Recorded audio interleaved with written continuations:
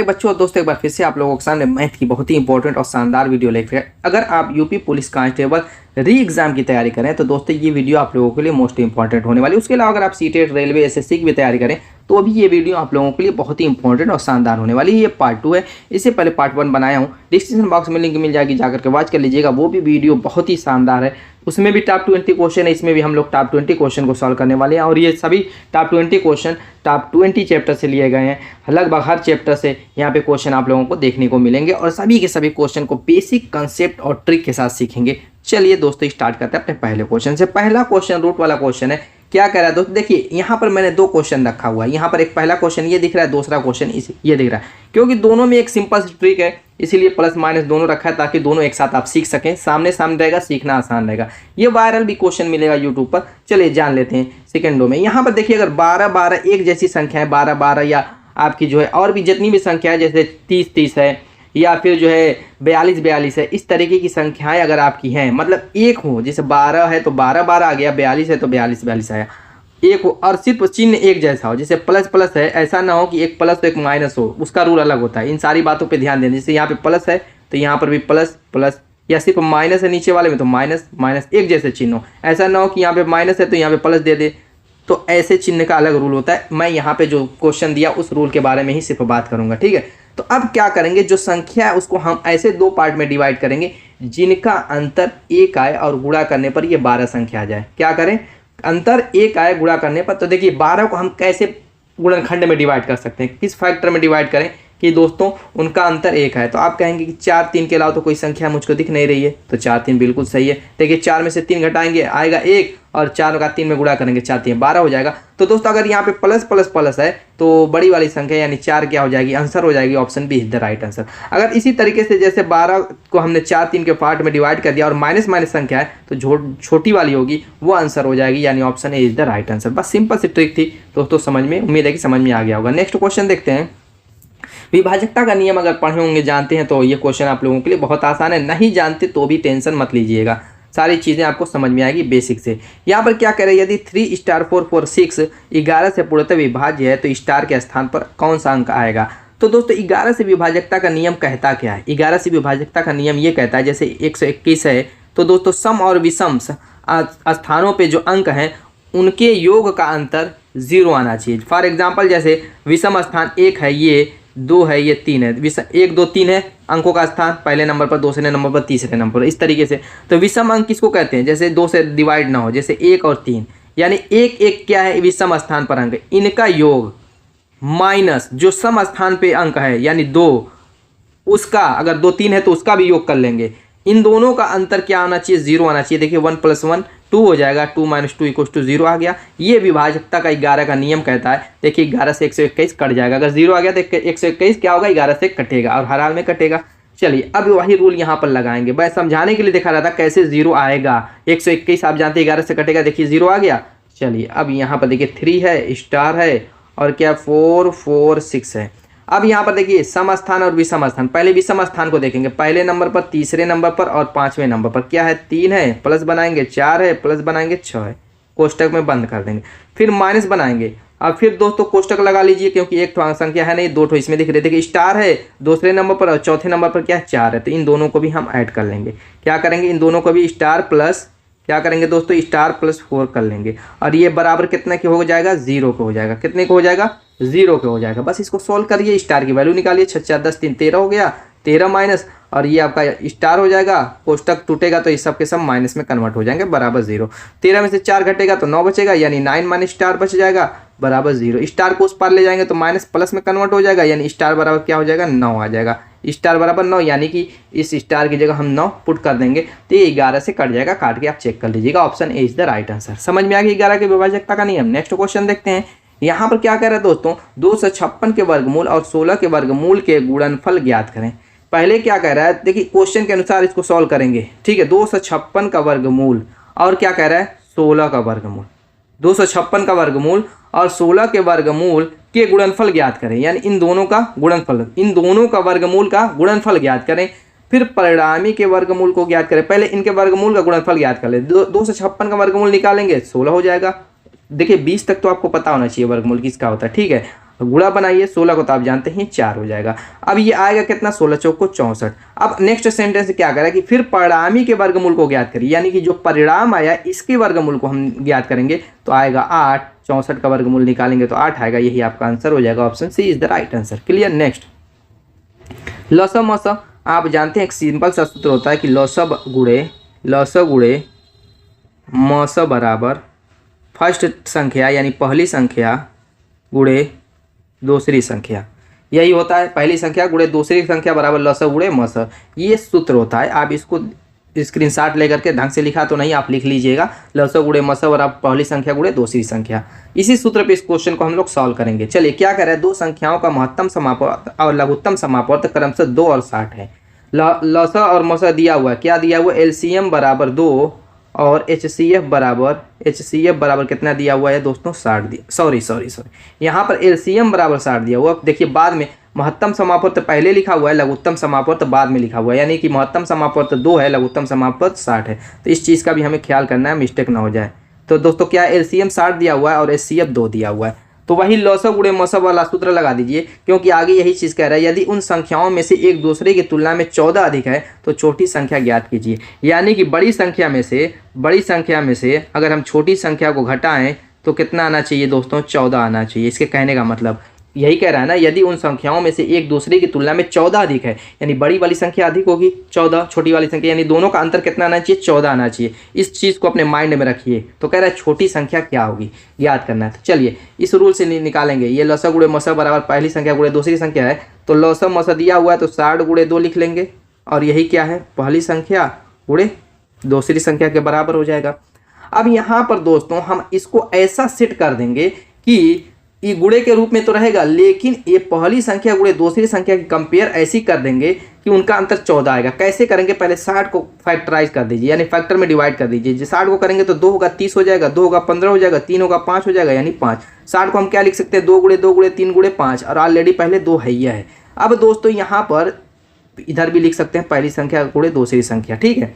अब यहाँ पर दोस्तों इसको हम ऐसे सेट करेंगे कि 2 पार्ट में ये बटे, 2 ही बार में, जैसे 60 गुणे 2 था वैसे ये भी उसी रूप में ही रहे 2 पार्ट में, लेकिन क्या हो जाए, उनका अंतर कितना आ जाए, 14 आ जाए। चलिए देखते हैं, जैसे 2 गुणे 2 मैं करता हूँ तो एक 4 बन जाएगा, बाकी 5 15 दूना 30। देखिए 4 गुणे 30 के रूप में इसको हम लिख सकते हैं, लेकिन 30 और 4 का अंतर 14 नहीं आएगा। दूसरा तरीका देखिए, 3 गुणे 6, अगर 6 लिखते हैं 6 और बाकी 5 दूना के 10 दूना के 20, 20 और 6 लिखेंगे तो हो जाएगा, क्योंकि 20 में से 6 घटाएंगे 14 आ जाएगा, और वही मैं कह रहा था। यानी इसको हम लिख सकते हैं 6 गुणे 20।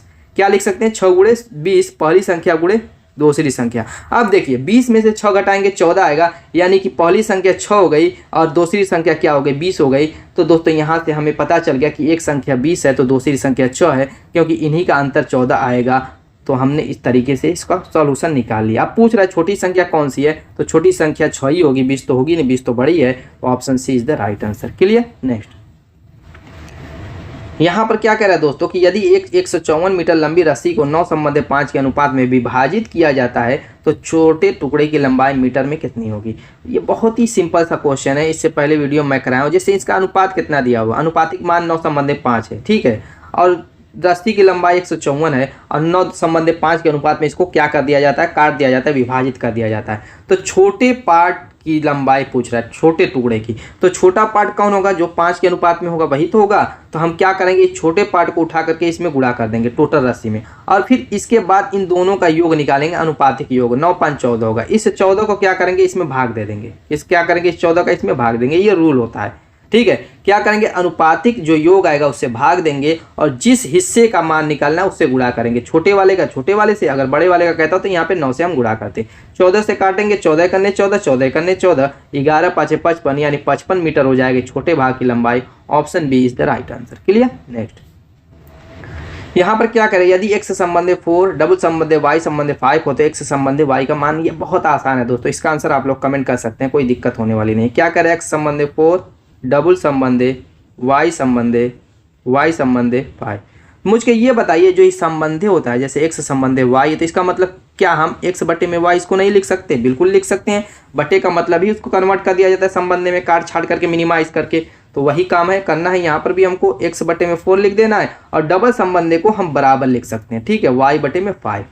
क्लियर। हमें लाना है x बटे में y, क्योंकि x से संबंधित y का मान निकालना है, तो y को हम लाएंगे इधर तभी तो x के बटे में आएगा, और 4 को ले जाएंगे उस पार तो y की जगह चला जाएगा, यानी 4 बटे में 5 हो जाएगा। मान आ चुका है, यानी कि x संबंधित y बराबर क्या हो गया, 4 संबंधित 5। यही आपका आंसर हो गया। देखिए तो 4 संबंधित 5 कहाँ है, option B is the right answer. Clear. Next यहाँ पर दोस्तों औसत वाला क्वेश्चन है। क्या करें, 18, 27 और एक अन्य तीसरी संख्या का औसत 30 है, तो तीसरी संख्या कौन सी होगी।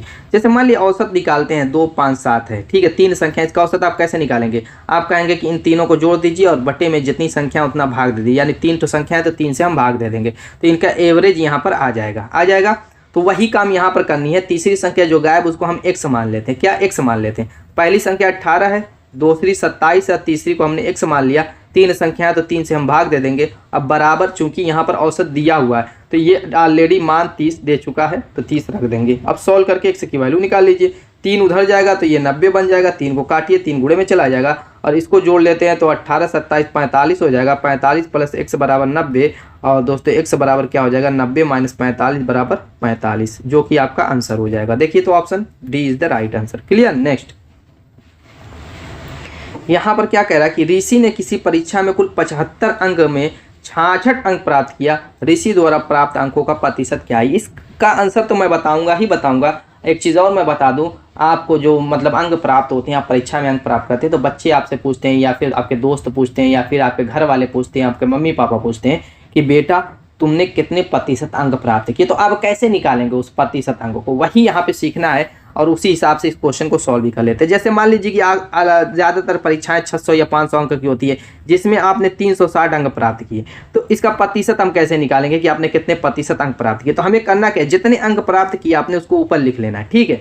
अब बटा बना करके जितने में प्राप्त किए, यानी पूर्णांक जितना है उसको हम लिख लेना है बटे में, और गुणा 100 बना करके यहाँ पे प्रतिशत बना देना। हो गया काम। यहाँ पे 0 से डबल 0 कटेगा, ये काटेंगे, 6 को 36, यानी आपने 60% अंक परीक्षा में प्राप्त किए। तो सेम वही काम यहाँ पर भी करना है। कुल 75 अंक थे, कितने थे, कुल 75 अंक थे, जिसमें आपने 66 अंक प्राप्त किए। तो ऋषि द्वारा प्राप्त अंकों का प्रतिशत क्या होगा, तो अंक आपने 66 प्राप्त किए और टोटल अंक 75 था, और गुणा 100 बना दीजिए और प्रतिशत बना दीजिए। अब काट लेते हैं, 25 चौक को 100, 25 तियाँ 75, 3 से काटेंगे तो 22 तियाँ 66, और 4 में गुणा करेंगे तो 22 चौक को 88% आ जाएगा। देखिए 88, option B is the right answer. Clear. Next यहाँ पर प्रॉफिट एंड लॉस का क्वेश्चन है। कह रहा है किसी खिलौनों को 13% हानि और 11% लाभ पर विक्रय का अंतर 108 है। यानी कोई भी सामान है उसको हमने 13% क्या किया, हानि पर बेच दिया, ठीक, और उसी सामान को 11% लाभ पर भी बेचा। लाभ प्लस में होता है और हानि माइनस में। तो जब इन प्लस और माइनस को हमने जोड़ा तो इन दोनों का अंतर कितना आ गया, 108 रुपया आ गया। कितना आ गया, 108 रुपया आ गया। यही कहने का मतलब है, यानी कि एक सामान को 13% हानि और 11% लाभ पर बेचने पर उनका अंतर कितना आया, 108 आया। यदि प्राप्त लाभ 12% हो, यानी पहले सामान का क्या कॉस्ट प्राइस यानी क्रय मूल्य निकालेंगे, पहले क्रय मूल्य निकालेंगे। और कह रहा है कि यदि प्राप्त लाभ 12% हो तो खिलौने का विक्रय मूल्य क्या होगा।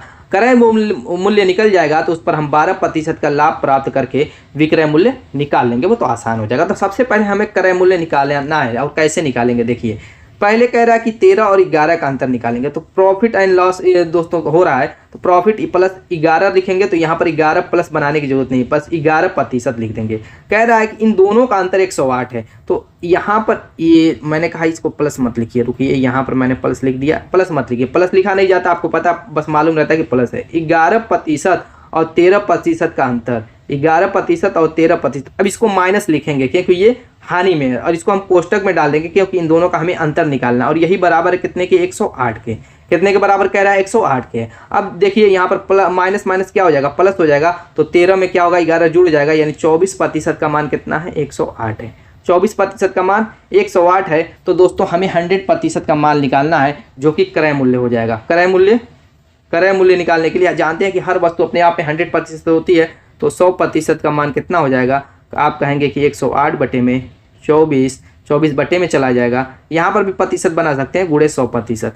कोई ज़रूरत नहीं है, प्रतिशत है, प्रतिशत ऑलरेडी कट जाएगा। 24 से काटिए, देखिए कट रहा है, नहीं कट रहा है तो 12 से काट लीजिए। 12 9 108, 12 दूना 24, 2 से काटेंगे ये 50 हो जाएगा, और 9 5 45, 450। क्या हो गया दोस्तों, क्रय मूल्य आ चुका है 450। जब क्रय मूल्य 450 आ चुका है तो विक्रय मूल्य निकाल लीजिए। तो विक्रय मूल्य 12% लाभ पर निकालना है, 12% लाभ पर, तो 450 का 12% कितना होगा उसको जोड़ दीजिए, यानी 450 गुणे 12/100 हो गया डायरेक्टली। एक और तरीका इसका है, तो छोड़िए इजी है, इसी से कर लेते हैं, सॉल्व कर लेते हैं, कोई दिक्कत नहीं। 0 से 0 काटेंगे, 5 से काटेंगे 5 9 45, ये 5 दूना कहता है, 2 से काटेंगे 2 छक्का 12, यानी 9 छक्का 54, 450 प्लस 9 छक्का 54, तो दोस्तों कितना हो जाएगा आपका 504, जो कि आपका आंसर हो जाएगा। यानी विक्रय मूल्य 12% लाभ पर कितना हो गया दोस्तों 504। Option C is the right answer. समझ में आ गई कि नहीं? ये दोस्तों आपका क्रय मूल्य था और इस पर 12% लाभ हमने क्या किया, इसमें जोड़ दिया, बस हो गया विक्रय मूल्य 12% लाभ पर। नेक्स्ट, यहाँ पर सिंप्लीफिकेशन का क्वेश्चन है, कह रहा है निम्न दिए गए समीकरण को हल करें। बोर्ड मास रूल से सॉल्व करना है। बोर्ड मास आप जानते हैं, बोर्ड मास रूल, बी से ब्रैकेट, यानी ब्रैकेट वाला जितना काम होगा पहले उसको निपटाएंगे। ओ से आर्डर, बी से क्या होता है ब्रैकेट मझिला होती है, छोटी होती है, बड़ी होती है, बार वाली होती है, 4 तरीके की ब्रैकेट होती है। तो इस सबसे पहले बार वाली तोड़ते हैं, फिर छोटी तोड़ते हैं, फिर मझिला तोड़ते हैं, फिर बड़ी, सीरियल क्रम में तोड़ते हैं। ऑर्डर आप जानते हैं स्क्वायर के रूप में हो या फिर ऑफ हो, जैसे का वगैरह है उसको खत्म करते हैं। डी आप उसके बाद डिवाइड करेंगे, आप जानते हैं, जैसे भाग करेंगे, फिर मल्टीप्लिकेशन यानी गुणा करेंगे, ए से एडिशन यानी जोड़ेंगे, ए से सब्सट्रैक्शन, सबसे लास्ट में घटाएंगे। इसी क्रम में ही इस टाइप के समीकरण को सॉल्व करेंगे तभी सही होगा, वरना गलत आंसर आ जाएगा। तो बहुत बच्चे इसमें कंफ्यूज करके छोड़ देते हैं, आज के बाद ऐसा नहीं होगा, आप नहीं छोड़ेंगे। अब इस क्वेश्चन को ध्यान से देखिए, पहले ब्रैकेट कहाँ है, आप कहेंगे बड़ी वाली यहाँ पर है, फिर मझला है, फिर छोटी है, तो सबसे पहले छोटी वाले को खत्म करेंगे जो कि यहाँ पर आपको दिख रही है। अब इसके अंदर जो भी काम है उसको निपटाएंगे, वो भी बोर्ड मास रूल के अनुसार। जैसे 31 - 26 भागे 2 गुणे 4 है, तो इसको बोर्ड मास रूल के अनुसार सॉल्व करेंगे। तो पहले इस बोर्ड मास कहता है चिन्हों में सबसे पहले भाग को काटिए, तो हो जाएगा 13। देखिए 2 से भाग देंगे 26 में तो 13 हो जाएगा। अब फिर यहाँ पर गुणा है, यानी गुणे 4 है, तो दूसरा काम हमें गुणा करना है, तो 13 चौको 52 हो जाएगा। कितना हो जाएगा 52, और ऑलरेडी यहाँ पर 31 है, यानी 31 माइनस कितना आ गया 52 आ गया इधर का सॉल्व करने पर।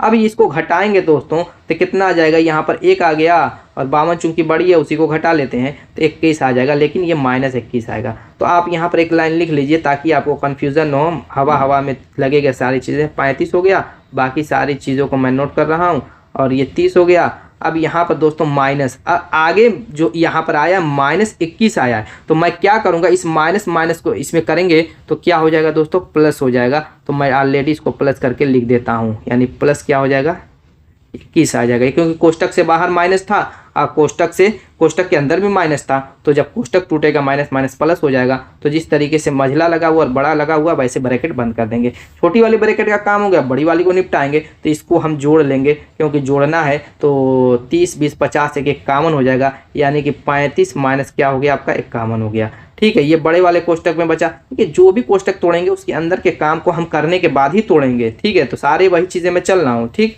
अब यहाँ पर दोस्तों क्या है, 35 में से 51 को हटाना है, बड़ा कोष्टक बचा हुआ वही पहले काम कर लीजिए, उसके बाद तोड़ने के बाद नेक्स्ट काम करेंगे। तो यहाँ पर भी वही काम होगा, माइनस आ जाएगा, यानी 48 भागे, तो इसको हम कोष्टक के अंदर ही रहने देते हैं, क्योंकि माइनस पहले घटा लेते हैं। क्या आ जाएगा, घटाएंगे तो -16 आएगा।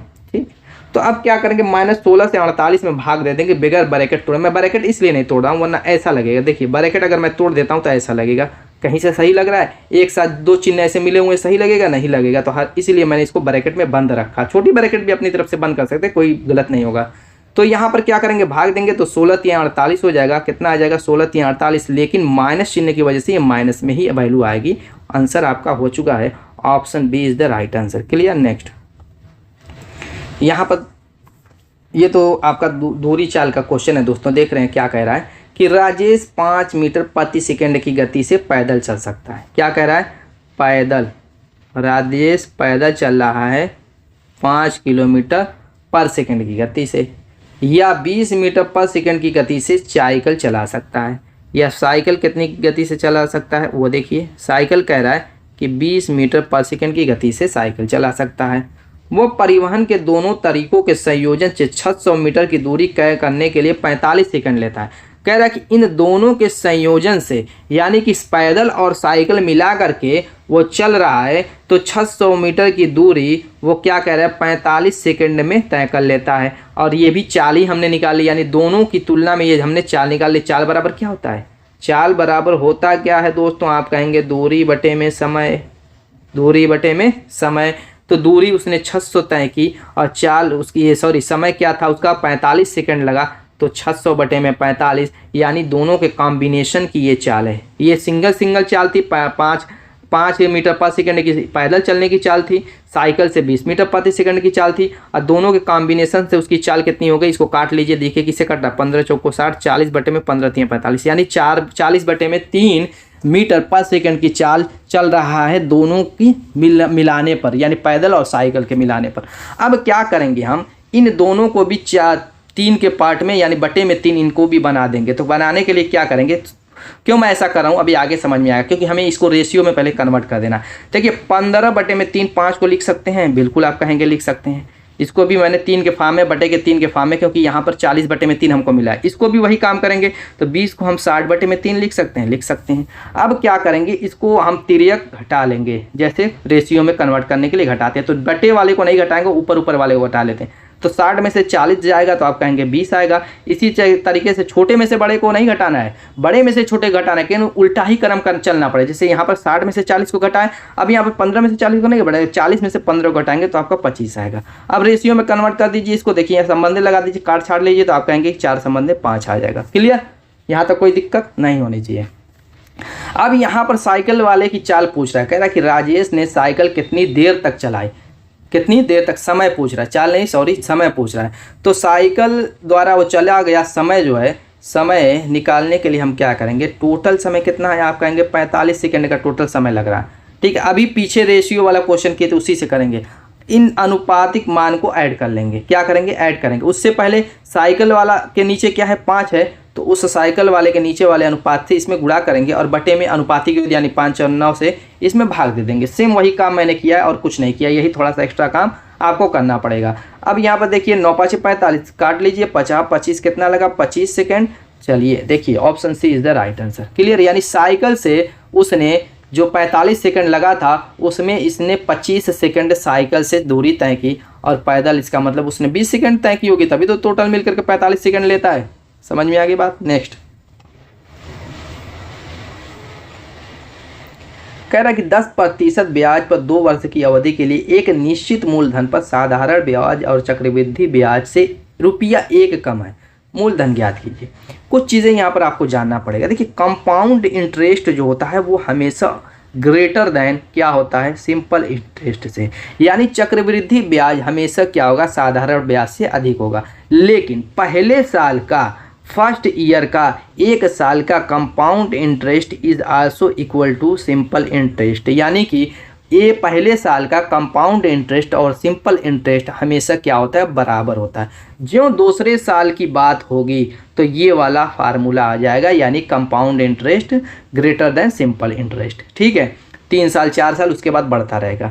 तो इसलिए हमेशा क्या होगा कि CI माइनस SI होगा, SI माइनस CI नहीं होगा, CI नहीं होगा, क्योंकि यहाँ पर माइनस में मान आ जाएगा।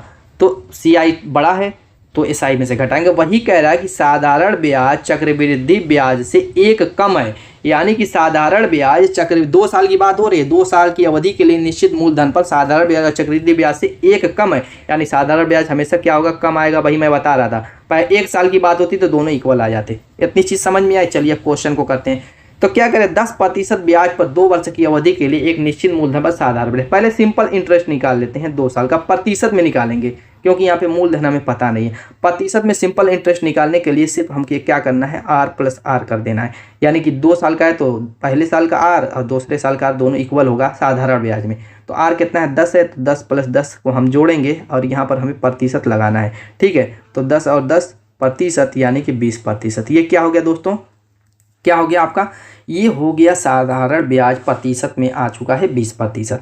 अब इसी तरीके से कंपाउंड इंटरेस्ट यानी चक्रवृद्धि ब्याज क्या होता है, पहले साल का तो 10% ही रहेगा, R ही रहेगा। लेकिन यहाँ पर भी मैं थोड़ा सूत्र लिख देता हूँ ताकि आप समझ सकें। देखिए पहले का तो R प्रतिशत रहेगा पहले साल का, लेकिन जब दूसरी साल के मान आएगा तो वो क्या हो जाएगा, वो देखिए R प्रतिशत प्लस R² बटे में 100, R² बटे में 100%, क्या हो जाएगा, R प्रतिशत प्लस R² बटे में 100%, ये मान हो जाएगा। या इसको ऐसे भी लिख सकते हैं, इसको प्रतिशत कोष्टक लगा करके, जैसे R + R² बटे में 100 प्रतिशत। ये दूसरे साल का है, ये सेकेंड साल का है, ये फर्स्ट साल का है। ठीक है, तो फर्स्ट साल का देखिए जितना सिंपल इंटरेस्ट का था उतना इसका भी है। तो ये सारी चीज़ें आपको जानना बहुत ज़रूरी था। तो चलिए इसका भी निकाल लेते हैं। तो आर का मतलब 10 हो जाएगा। कितना हो जाएगा दोस्तों, ये आपका 10 हो गया। ठीक है, 10% प्लस, और ये आपका 10 प्लस ये कितना हो गया आपका 10 गुणे 10 बटे में 100। ठीक, ये प्रतिशत। अब यहाँ पर काटाकुटी कर लीजिए, ये पूरा का पूरा कट जाएगा। 10 एक 11 आएगा, 11 में 10 जोड़ेंगे तो 21, यानी कितना आ गया 21%। अब यहाँ पर सी आई माइनस एस आई निकाल लीजिए इस सूत्र से। सी आई माइनस एस आई निकालेंगे तो 21% माइनस 20% बराबर 1%, यानी एक की वैल्यू 1 आ चुकी है। देखिए जब आपने प्रतिशत वाला सिंपल इंटरेस्ट और कंपाउंड इंटरेस्ट का अंतर निकाला तो इसकी वैल्यू आई 1%। और सब क्वेश्चन में भी कह रहा है कि साधारण ब्याज चक्रवृद्धि ब्याज से रुपया 1 कम है। कितना कम है, यानी 1 की वैल्यू 1% की वैल्यू कितनी है, 1 है। तो दोस्तों 100% हर वैल्यू अपने आप में मूलधन हो या जो भी उस टाइप का क्वेश्चन आपको पीछे भी कराया हूँ कि कोई भी वैल्यू अपने आप में 100% होती है। तो 100% का मान कितना हो जाएगा, 1% का मान 1 है तो 100% का मान क्या हो जाएगा, 100 हो जाएगा। तो यही आपका 100 क्या हो जाएगा, मूलधन हो जाएगा। Option A is the right answer. समझ में आया, थोड़ा सा टाइम कंज्यूमिंग था लेकिन दोस्तों बहुत ही शानदार क्वेश्चन था। नेक्स्ट टाइम एंड वर्क का क्वेश्चन कह रहा है ए और बी 12 दिन में एक काम पूरा कर सकते हैं। क्या कह रहा है कि ए और बी कितने दिन लगा रहे हैं दोस्तों, 12 दिन लगा रहे हैं काम को पूरा करने में। आगे कह रहा है बी और सी वही काम 16 दिन में पूरा कर सकते हैं। कह रहा है कि बी और सी उसी काम को 16 दिन में पूरा कर सकते हैं। ए और सी वही काम 24 दिन में पूरा कर सकते हैं। ए और सी कह रहा है कि वही काम 24 दिन में पूरा कर सकते हैं। तो क्या कह रहा है कि वे तीनों मिलकर वह काम कितने दिनों में पूरा करेंगे, यानी कि ए प्लस बी प्लस सी अगर तीनों मिल जाएँ तो उस काम को कितने दिन में निपटाएंगे। सिंपल सा तरीका है, सबसे पहले टोटल वर्क निकाल लेते हैं, पूरा काम। तो पूरा काम निकालने के लिए हम क्या करेंगे, इन तीनों संख्याओं का 12, 16, 24 का एलसीएम ले लेंगे। एलसीएम लेंगे 12, 16, 24 का। तो दोस्तों इसका शॉर्ट ट्रिक भी मैंने बताई हुई है, तो जान लेते हैं। यहाँ पर सबसे बड़ी जो संख्या उसको हम देखेंगे 24 है। अब देखेंगे क्या ये 16 और 12 से कट रही है, आप कहेंगे 12 से कट रही लेकिन 16 से नहीं कट रही, तो सबसे कटनी चाहिए। तो वो नहीं कट रही तो 24 का पहाड़ा पड़ेंगे 48 हो जाएगा। 24 दूना 48। तो अब देखिए वो 24 से भी कट रही है, 16 3 48 से भी कट रही, 12 चौको 48 कट रही है, यानी कि 48 क्या हो जाएगा, इसका एलसीएम हो जाएगा। ये शॉर्ट ट्रिक है। अब क्या करेंगे, जब ये टोटल वर्क आ चुका है, टोटल वर्क 48 यूनिट आ चुका है। अब हमें निकालना है दोस्तों इफिशियंसी क्षमता। ए प्लस बी की पहले क्षमता निकालेंगे। तो 12 से क्या करेंगे, इस 48 में भाग देंगे क्षमता निकालने के लिए। क्या करते हैं, दिन से वर्क में भाग देने पर क्षमता निकल जाती है, क्योंकि जो समय बराबर होता है, समय बराबर उसका होता है टोटल वर्क अपॉन इफिशियंसी यानी क्षमता। ये सूत्र होता है। इस सूत्र से बहुत ज़्यादा टाइम एंड वर्क के क्वेश्चन सॉल्व किए जाते हैं। तो चलिए इसी सूत्र से मैं इफिशियंसी बराबर, देखिए इफिशियंसी बराबर क्या हो जाएगा, टोटल वर्क बटे में समय हो जाएगा। तो इसी सूत्र से मैं इफिशियंसी निकाल रहा हूँ। आपका समय जो ये आपका दिन दिया हुआ यही आपका समय है। तो ए प्लस बी की क्षमता निकालने के लिए मैं क्या करूँगा, 48 में 12 से भाग दूंगा तो 12 चौको 48 हो जाएगा। इसी तरीके से बी प्लस सी की निकालने के लिए 16 से 48 में भाग दे तो 3 आ जाएगा। इसी तरीके से ए प्लस सी की क्षमता निकालने के लिए 24 से भाग दे 2 आ जाएगा। अब क्या करूँगा, सारी क्षमताओं को मैं जोड़ लेता हूँ ए प्लस बी प्लस सी के फॉर्म में लाने के लिए। तो चलिए यहीं से निकाल लेते हैं। तो सबको इधर का मैं जोड़ता हूँ तो सब 2 2 बार आएगा, तो 2 मैं कॉमन ले लेता हूँ। इधर की क्षमता जोड़ लेता हूँ, 4 3 7 2 9 हो जाएगी। 9 क्षमता आ गई, लेकिन हमें ए प्लस बी प्लस सी की क्षमता लानी है। तो ए प्लस बी प्लस सी की क्षमता कितनी हो जाएगी, 2 को इधर पक्षांतर करेंगे तो 9 बटे में 2 हो जाएगी। अब हमें लाना है समय। समय दोस्तों किसका, ए प्लस बी प्लस सी कितने दिन में तीनों मिलकर के काम करेंगे। तो टोटल वर्क हमें इन सभी का मिल चुका 48। तो इस टोटल वर्क देखिए इस सूत्र से मैं सॉल्व कर रहा हूँ समय निकालने के लिए। समय बराबर आपका क्या हो जाएगा, दिन, तीनों को मिला करके। तो टोटल वर्क आपका कितना है 48, और तीनों की क्षमता आ गई 9 बटे में 2। 2 को 2 बटे में क्या मैं लिखूँ, डायरेक्ट बता देता, तो ऊपर चला जाएगा। तो आपका हो जाएगा दोस्तों 96 बटे में 9, यानी कि 10 बार जाएगा 90 आएगा, 10.6 आ गया। 9 6 54, 9 6 54, 9 6 54 ऐसे आता जाएगा 6 6 6। तो उससे अच्छा मैं 7 लिख देता हूँ, काम खत्म। 10.67, 10.67 option D is the right answer. Clear, मजा आई होगी इस क्वेश्चन को करने में। चलिए क्या कह रहा है यहाँ पर, किसी आयत की लंबाई और चौड़ाई का अनुपात 5:6 का है।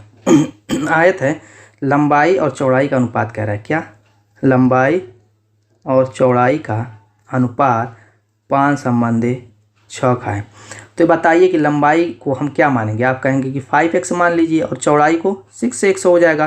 तो आप जानते हैं कि अनुपात में चेंज करते हैं, जो कॉमन रहता है उसी को काटते हैं। दोनों में x कॉमन है, इसलिए दोनों में x से को मैंने जो है मल्टीप्लाई करके उसको मान लिया। तो 5x लंबाई हो गई, 6x इसकी चौड़ाई हो गई। चलिए आगे देखते हैं। तथा उसका क्षेत्रफल 6750 सेंटीमीटर है। तो आयत की लंबाई तथा क्षेत्रफल का अनुपात ज्ञात कीजिए। तो दोस्तों आयत की क्षेत्रफल क्या होता है, लंबाई गुणे चौड़ाई, यानी 5x गुणे 6x मैंने लंबाई चौड़ाई माना है। तो लंबाई गुणे चौड़ाई बराबर क्या हो जाएगा, क्षेत्रफल हो जाएगा। और क्षेत्रफल का मान दिया हुआ 6750। क्लियर, यहाँ पर हो जाएगा 30x² बराबर 6750। ठीक, अब काट लेते हैं, देखते हैं क्या मान आएगा। x² बराबर क्या आएगा, 30 से काटिए 0 हो जाएगा, 0 से 0 कट जाएगा, 6 से काटेंगे 6 दूना 3 दूना के 6, 3 दूना के 6, 3 5 15, 225 आएगा। यानी x बराबर √225 बराबर 15। x की वैल्यू 15 आ गई। क्लियर, अब क्या कह रहा है, आयत की लंबाई तथा क्षेत्रफल का अनुपात। तो दोस्तों आयत की लंबाई और क्षेत्रफल का अनुपात निकालने के लिए मैं यहाँ पे दिखा रहा हूँ। देखिए आयत की लंबाई कितनी है, आप कहेंगे कि लंबाई है 5x और क्षेत्रफल कितना है, आप कहेंगे 6750 भी लिख सकते हैं, यहाँ पर से 30x² भी लिख सकते हैं। मैं क्यों 30x² लिख रहा हूँ 6750 के बजाय, कैलकुलेशन में आसानी होगी, आपको काटने पिटने में दिक्कत नहीं होगी। इसीलिए मैंने 6750 के बराबर 30x² लिखा हुआ है ना, तो मैंने यहाँ पे रख दिया है। बाकी x की वैल्यू आई है, अभी रखेंगे। पहले इन दोनों में अब देखिए रेशियो में, तो कॉमन जो है काट लीजिए। 5x कॉमन है, 5x से भाग देंगे तो यहाँ पर 1 बचेगा, यहाँ पर क्या हो जाएगा 6x बच जाएगा। अब यहाँ पर x की वैल्यू रख सकते हैं 15 है, तो 15 छक्का 90, यानी एक संबंधी 90 हो जाएगा। क्या है ये, लंबाई और दोस्तों क्षेत्रफल का अनुपात आ चुका है। Option D is the right answer. Clear, next क्या करें, यदि समान आयतन के दो लंबवृत्तीय सिलेंडरों की त्रिज्या का अनुपात 3:1 है तो उनकी ऊंचाई का अनुपात क्या होगा। यहाँ पर मान लीजिए पहले सिलेंडर की त्रिज्या r1 है, दूसरे की r2 है, तो इन दोनों का अनुपात यानी r1/r2 बराबर दिया हुआ है 3:1 का मतलब 3/1। 3:1 को क्या हम 3/1 नहीं लिख सकते, वही चीज़ हो गई। तो मैंने डायरेक्ट r1/r2 बराबर 3/1 लिख दिया। बात समझ में आ गई। पहले सिलेंडर की त्रिज्या r1 दूसरे की r2। इसी तरीके से पहले सिलेंडर की त्रिज्या h1 दूसरे की h2 ले लेते हैं। और दोनों का आयतन क्या रहा है, समान आयतन के दो लंबवृत्तीय। तो समान आयतन है, यानी कि पहले का पाई r1 h1 है, आयतन क्या होगा पाई r² h होता है। आयतन का मान होता है सिलेंडर का पाई r² h। तो वही मैंने क्या किया, पहले सिलेंडर का पाई r1 का स्क्वायर प्लस इंटू h1 का स्क्वायर, h1 बराबर पाई r2 का स्क्वायर इंटू h2। ये आपका हो गया पहले सिलेंडर का आयतन, ये दूसरे सिलेंडर का आयतन, और दोनों कह रहा है कि समान आयतन के हैं। तो अब यहाँ पर पाई से पाई तो कट जाएगा, हमें निकालना है h1/h2। कह रहा है कि अतः उनकी ऊंचाई का अनुपात क्या होगा, h1/h2। तो यहाँ पर इसको हम r1 को इधर पक्षांतर करेंगे तो r2/r1 हो जाएगा। और चूंकि दोनों पर स्क्वायर लगा हुआ है तो मैं क्या कह रहा हूँ कि दोनों को स्क्वायर डायरेक्ट होल का स्क्वायर बना देता हूँ, कोई दिक्कत यहाँ पर। हमारा मान r1/r2 आया है, तो इसको r2/r1 अगर हम करते हैं, r2/r1 इसके मान को, तो दोनों तरफ पलटेंगे। इधर मैंने पलटा है तो इधर भी पलट दूंगा, तो 3/1 की जगह 1/3 हो जाएगा। और इसी की वैल्यू यहाँ पर मैं रख देता हूँ, r2/r1 1/3 हो जाएगा, और इसका स्क्वायर बराबर 1/9 हो जाएगा। यानी h1/h2 बराबर 1/9 आया। इसका मतलब h1 संबंधी h2 बराबर क्या हो गया, 1 संबंधी 9 हो गया। बस हो गया आपका आंसर। ऑप्शन देखिए C is the right answer. Clear, next. ये बहुत आसान क्वेश्चन है आप लोगों के लिए, फटाफट इसका आंसर बताइए। क्या है, सबसे उपयुक्त विकल्प चुनें, यानी इस 35 का 12% का मान निकालना है। इसका आंसर कमेंट कीजिए। तो उपयुक्त है, देखिए सब ऑप्शन में 4 दिया हुआ, यानी दशमलव के बाद क्या आएगा बस उसी पे हमें ध्यान देना है। तो 12% खत्म करेंगे, 100 से भाग दे देंगे। किससे काटेंगे, 5 से काट लीजिए, 5 7 35 और ये 20 बार जाएगा। 4 से काट लीजिए, 4 5 6 20 और ये 4 3 12 हो जाएगा। यानी 7 3 21/5 का मतलब 5 चौक को 20.2 हो जाएगा। 4.2। Option C is the right answer. Next. तो कुछ इजी भी क्वेश्चन होते हैं, कुछ मुश्किल भी क्वेश्चन होते हैं, सारे मिला करके एग्जाम में क्वेश्चन आते हैं। सिर्फ ना आसान आएगा ना सिर्फ डिफिकल्ट आएगा, इस चीज़ का भी ध्यान दीजिएगा। आगे क्वेश्चन क्या कह रहा है कि एक पंसारी के 4 महीने में क्रमशः 2000, 2500, 3250 और 4250 की बिक्री होती है। यानी कि कोई सामान बेचने वाला पंसारी है, वो कह रहा है कि एक महीने में उसकी 2000 की इनकम हुई, ठीक, फिर दूसरे महीने में 2500 की इनकम हुई, फिर तीसरे महीने में कह रहा है 3250 की इनकम हुई, फिर चौथे महीने में कह रहा है 4250 की इनकम हुई। 4 महीने की इनकम की बात कर रहा है। कह रहा है कि रुपया 3500 का औसत बिक्री प्राप्त करने के लिए 5वें महीने में उनको बिक्री कितनी होनी चाहिए। यानी कि ये 4 महीने की इनकम का पहले देख लेते हैं औसत क्या है। इस 4 महीने की इनकम का औसत देखेंगे तो 5 दूना के 10 को 0, 2 2 4, 5 और 9, 10 को 0 और ये हो जाएगा 4 3 7, 7 2 9, 2 11 1 12, 12,000 रुपया मान लीजिए 4 महीने की आ रही है। तो एवरेज 4 से भाग देके निकाल लेंगे, यानी 4 3 12, यानी कि इस 4 महीने का जो एवरेज इसका था हर महीने का 3,000 रुपया था, लेकिन उसको हमें 3500 रुपये में कन्वर्ट करना है। 3500 रुपये में तो 5वें महीने। तो इसका सिंपल सा सूत्र होता है कि 3500 जो जिसमें कन्वर्ट करना है, और कितने हो गए टोटल 5 हो गए। इस 3500 को लेकर के 5 हुए कि नहीं, 4 महीना पहले हुआ और ये 35वां, यानी 5वें महीने में कह रहा है कि 3500 का औसत निकालने के लिए। तो 5 महीने की बात हो रही है, तो हम 5 से इसमें 3500 में गुणा कर देंगे, क्योंकि 35 का एवरेज बनाना है और 5 महीने की बात हो रही है। और उसके बाद इसमें से हम क्या करेंगे, ये टोटल जो अमाउंट है आया है उसको हमें घटा देना, यानी 12,000 को। क्लियर। अब देख लीजिए इसमें तो 0 0 50 25 5 15 2 17,500 माइनस 12,000 कितना आ जाएगा दोस्तों, घटा करके देख लीजिए। ये 5 आ गया और ये 12 17 यानी 5500, यही आपका आंसर हो जाएगा। यानी कि अगर वो 5वें महीने 5500 की बिक्री कर देता है तो दोस्तों उसका एवरेज 35 का हो जाएगा, 3500 का। Option D is the right answer. Next, यहाँ पर क्या कह रहा है, 3 साझेदारी वाला क्वेश्चन। 3 साझेदार ए बी सी 4 संबंधित 5 संबंधित 6 के अनुपात में लाभ कमाते हैं। क्या कह रहा है कि 3 साझेदार हैं, ए संबंधित बी संबंधित सी, ये क्या कर रहे हैं, 4 संबंधित 5 संबंधित 6 के अनुपात में लाभ कमा रहे हैं। कह रहा है कि यदि लाभ सी का हिस्सा ए की तुलना में 200 अधिक है। क्या कह रहा है, सी का हिस्सा ए की तुलना में 200 अधिक है, इसका मतलब सी जितना पाएगा अगर ए के हिस्से को हम घटा देंगे तो कितना आ जाएगा, 200 आ जाएगा। तो कह रहा है तो उसके द्वारा प्राप्त कुल लाभ ज्ञात कीजिए। मान ले कुल लाभ x मान लेते हैं, कुल लाभ x मान लेते हैं। तो सी का लाभ हम कैसे निकालेंगे, सी का लाभ आप वही तरीका पीछे वाला, अनुपातिक योग और फिर उसका गुणा। टोटल लाभ है आपका x, तो सी का लाभ निकालने के लिए क्या करेंगे, गुणे सी के हिस्से से पहले इसमें गुणा कर देंगे। सी का हिस्सा कितना है, 6 है, 6 से गुणा करके बटा बनाएंगे। अब बटे में क्या करेंगे, इनका अनुपातिक योग 5 4 9 9 6 15, अनुपातिक योग कितना है 15 कर लेंगे। फिर ए का निकालने के लिए वही काम करेंगे, टोटल लाभ x माने हैं, गुणा करेंगे, ए का हिस्सा कितना है 4 है, 4 का गुणा करके अब बटे में टोटल अनुपातिक योग 15, और यही बराबर है कितने के, 200 के। क्योंकि ए जो सी लाभ पाएगा एक लाभ में घटाने से ही 200 प्राप्त हो रहा है, वो क्वेश्चन कह रहा है। अब यहाँ पर देखिए जो कट पिट रहा है काट लीजिए। तो x बटे में 15 हम कामन ले लेते हैं, ठीक है, कामन लेंगे तो 6 माइनस 4 हो जाएगा और ये बराबर 200 के हो जाएगा।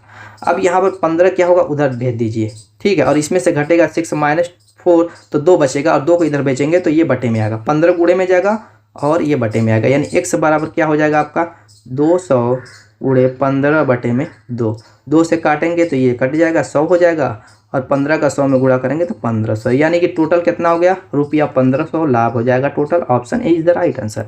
नेक्स्ट, ये तो बहुत आसान क्वेश्चन है, ये आप लोगों के लिए कमेंट कीजिएगा। देखिए क्या कह रहा है, x बटे में 2 बराबर y बटे में 3 बराबर z बटे में 5 हो तो x संबंधित y संबंधित z का मान क्या होगा। क्या कह रहा है, x बटे में 2 बराबर y बटे में 3 बराबर z बटे में 5। इसको हम क्या करेंगे, जो पुराना तरीका के मान करके लगा लेते हैं, बराबर के। तो x बटे में 2 बराबर के आ गया, तो दोस्तों यहाँ से x बराबर क्या हो जाएगा, आप कहेंगे 2k हो जाएगा। इसी तरीके से y बराबर क्या हो जाएगा, आप कहेंगे 3k हो जाएगा। इसी तरीके से z बराबर क्या हो जाएगा, आप कहेंगे 5k हो जाएगा। इतना क्लियर है।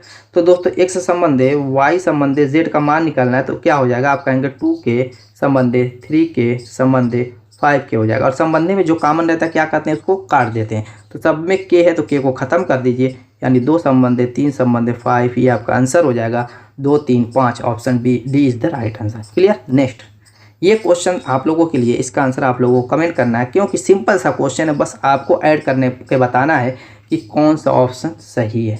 देखिए जोड़ना है, दशमलव वाला जोड़ना घटाना आपको पता है, बताइएगा, कमेंट कीजिएगा। दोस्तों उम्मीद है कि वीडियो पसंद आएगी। मिलेंगे शानदार धमाकेदार टिके साथ नेक्स्ट वीडियो में, तब तक के लिए बाय।